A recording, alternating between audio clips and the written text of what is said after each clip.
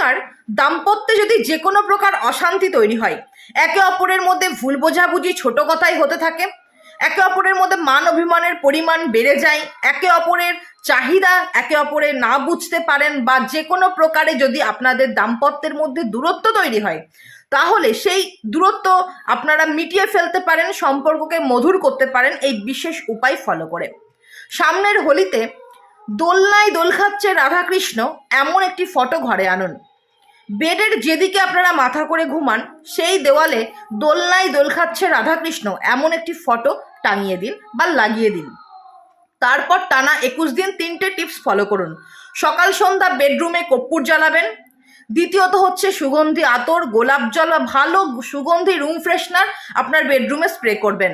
এবং তৃতীয় হচ্ছে নুন জল দিয়ে ঘর মুছবেন। 21 দিন আসবাবপত্র ভালো করে পরিষ্কার করবেন বেডরুমের, এবং কখনোই বেডরুমে 21 দিন